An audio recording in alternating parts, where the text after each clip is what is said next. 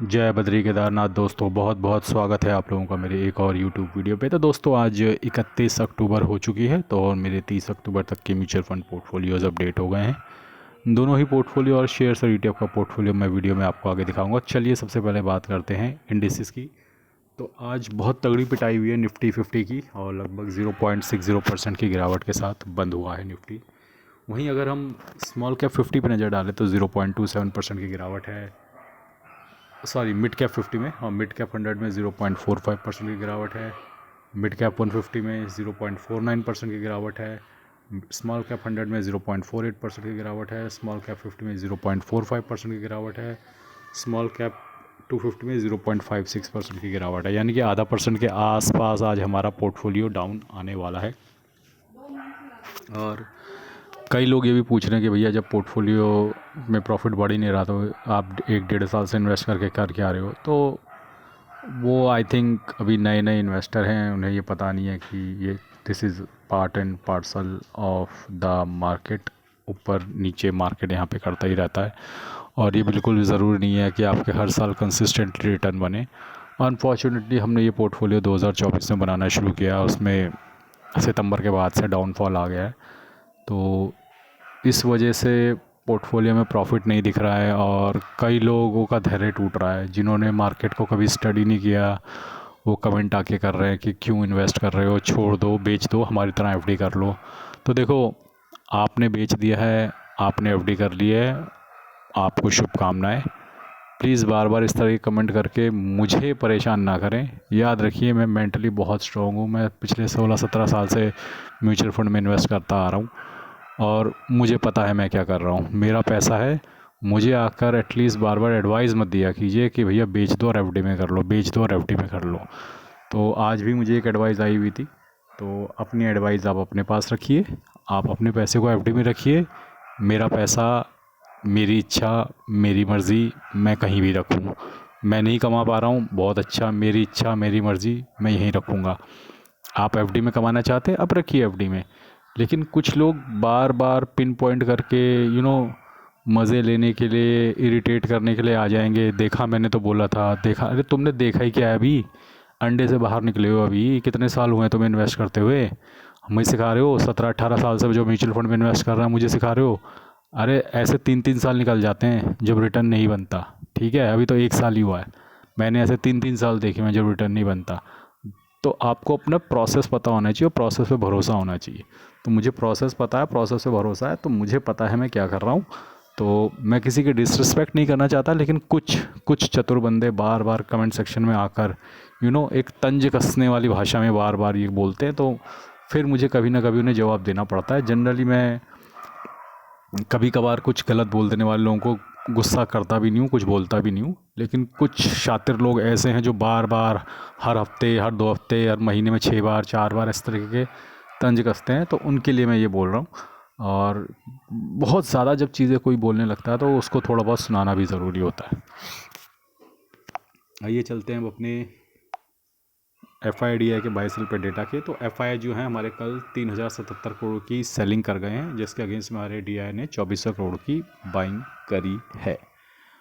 और अब चलते हैं अपने शेयर्स और ETF के पोर्टफोलियो पे। लेकिन इससे पहले मैं आप लोगों को बता दूं कि मैंने कुछ फ्लिपकार्ट के लिंक्स दिए हैं। अगर आप अपने मोबाइल स्क्रीन पे टैप करेंगे तो लेफ़्ट साइड बॉटम में प्रोडक्ट कोड करके कुछ आएगा, उसके अंदर आपको फ्लिपकार्ट के लिंक्स मिल जाएंगे, जिसमें मैं तो म्यूचुअल फंड की बुक्स ही टैग कर रखी है, लेकिन आप उन लिंक के थ्रू जो मर्जी चाहें फ्लिपकार्ट से बाय और शॉप कर सकते हैं। तो दोस्तों आज काफ़ी गिरावट हुई मार्केट में, और जब भी मार्केट गिरती है और कुछ ETF सस्ते होते हैं, आपको पता है, अब मैं उन सस्ते ETFs को ख़रीदने के लिए लपक पड़ता हूँ। तो आज मैंने कुछ वॉलेटाइल ETF, लो वॉलेटाइल ETF की 30 क्वांटिटी लपक ली है। मोतीलाल ओसवाल हेल्थ ETF की 13 क्वांटिटी। लिक्विड बीज में मैंने थोड़ा पैसा डाल दिया जो पड़ा हुआ था मेरे पास स्पेयर। मैंने सोचा कि अब सैटरडे संडे ही है तो वो पैसा वहाँ पे पड़े रह के क्या करेगा, तो कुछ 2 दिन कमा ही लेगा, चाहे कमाए कुछ ना, लेकिन उसमें डाल दिया है। LPL30 ETF की 10 क्वांटिटी और HDFC कॉल ETF की 5 क्वांटिटी मैंने आज बाई करी है। ओवरऑल आप देख सकते हो कि आज 747 रुपये का नोशनल लॉस हुआ है। ड्यू बीज में 8 रुपये का लॉस हुआ है, और इंडसइंड बैंक में 172 का, टाटा मोटर पैसेंजर व्हीकल में 235 का, जीनस पावर में 113 रुपये का गेन हुआ है। तो ITBs में 50 रुपये का, टॉप 10 IDTF में 34 रुपये का, FMCG ETF में 18 रुपये का, सेंसेक्स ETF में 34 रुपये का, HDFC कॉल ETF में 4 रुपये का, इरकॉन में 110 रुपये का, फार्मा बीज में 38 रुपये का लॉस, लो वोल्टाइल ETF में 21 का लॉस, LPL30 ETF में 49 का लॉस, शरिया बीज में 41 का लॉस, निफ्टी क्वालिटी ETF में 11 का loss, Motilal Oswal health ETF में 30 रुपये का लॉस हुआ है। ओवरऑल अभी भी ये पोर्टफोलियो 8% का नुकसान में है, लगभग 14,000 का नुकसान है। 1,69,000 इन्वेस्टेड वैल्यू है, 1,54,000 is the current value of the portfolio. और जैसा कि आप देख सकते हैं कि डिवॉप बीज में अभी भी 2.5% का मुनाफा चल रहा है, इंडसइंड बैंक में 8,000 का नुकसान है, टाटा मोटर पैसेंजर व्हीकल में 6% का नुकसान है, जीनस पावर में अभी भी 1,100 रुपये का नुकसान है, ITBs में 2.25% का प्रॉफिट है, टॉप 10 टायर ETF में 2.25% का प्रॉफिट है, FMCG ETF में 0.1% का प्रॉफिट है, सेंसेक्स ETF में अभी भी 3% का प्रॉफिट है, HDFC कॉल ETF 0.5% नेगेटिव में चला गया, इरकॉन अभी भी 3300 के नुकसान में, फार्मा बीज अभी भी 0.5% के मुनाफे में है, low volatile ETF no profit no loss पे आ गया, LPL30 ETF ऑलमोस्ट 0.25% प्रॉफिट में है, शरिया बीज 3/4 के प्रॉफिट में है, निफ्टी क्वालिटी ETF अभी भी 2% से ऊपर का प्रॉफिट शो कर रहा है, मोतीलाल ओसवाल हेल्थ जो है अब एक तरफ के लॉस की तरफ बढ़ रहा है। तो ये तो थी स्थिति मेरे शेयर्स और ETF के पोर्टफोलियो की, जहाँ पर अब दोबारा से एक फॉल आया है, उसकी वजह से मैं लगातार बाइंग कर रहा हूँ। और चलते हैं अब अपने इंड मनी ऐप के म्यूचुअल फंड पोर्टफोलियो पे। तो इंड मनी ऐप के म्यूचुअल फंड पोर्टफोलियो में कल 3400 रुपये का नोशनल लॉस हुआ है और अभी भी 7.5% का मुनाफा है इस पोर्टफोलियो में, और मुनाफा अब लगभग 59,500 रुपीज़ रह गया है। और इस महीने की SIP लगभग कंप्लीट हो गई है, आज 1,500 की जो रिमेनिंग SIP थी वो लग गई होगी। पराग पारिक ने कल 1,500 रुपये का लॉस दिया है, लगभग 6.25% के मुनाफे में ये फंड 1,500 का लॉस, यानी कल US मार्केट में क्रैश आया है ऐसा लग रहा है। निपॉन इंडिया लार्ज कैप ने कल 757 रुपये का लॉस दिया है, लगभग 0.8% का प्रॉफिट। ICICI लार्ज कैप ने कल 762 का लॉस दिया है, लगभग 7.25% का प्रॉफिट। कोटक मिड कैप ने 88 रुपीज़ का लॉस दिया, लगभग 10.5% के प्रॉफिट में। एडेलवेस स्मॉल कैप ने 27 रुपये का लॉस दिया, लगभग 7.5% के प्रॉफिट में।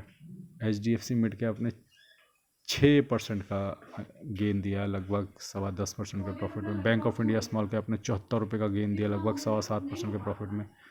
इन्वेस्को इंडिया मिड कैप ने लगभग 32 रुपये का लॉस दिया है, लगभग 12% के प्रॉफिट पे।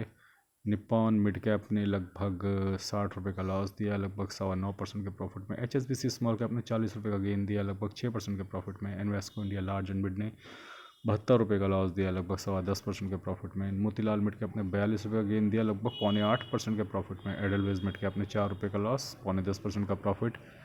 HDFC लार्ज एंड मिड ने लगभग 94 रुपीज़ का लॉस दिया, लगभग 9.25% के प्रॉफिट में। कोटक स्मॉल कैप 27 रुपये का लॉस, लगभग 6% का प्रॉफिट। कैनरा रुपये को नो प्रॉफिट नो लॉस, लगभग 0.8% के प्रॉफिट में। निपॉन स्मॉल कैप ने 23 रुपये का लॉस दिया, 7% के प्रॉफिट में। SBI स्मॉल कैप 54 का लॉस, लगभग 6% के प्रॉफिट में। GM फ्लेक्सी कैप 69 का लॉस, लगभग 5.25% के प्रॉफिट में। टाटा स्मॉल कैप लगभग 3.5% के प्रॉफिट में। जियो ब्लैक रॉक फ्लेक्सी कैप ने लगभग 6 रुपये का लॉस दिया, लगभग 1.5% के प्रॉफिट में है ये। तो आज मेरी इस महीने की अंतिम SIP कटी होंगी, तो एक बार नज़र पड़वा देते हैं। 1,500 रुपये की पड़ी होंगी। तो कोटक मिड कैप कटाके का दिन, एडलवाइज मिड कैप कटाके का दिन, और ICICI लार्ज कैप, ये मेरी SIP आज कट गई हैं।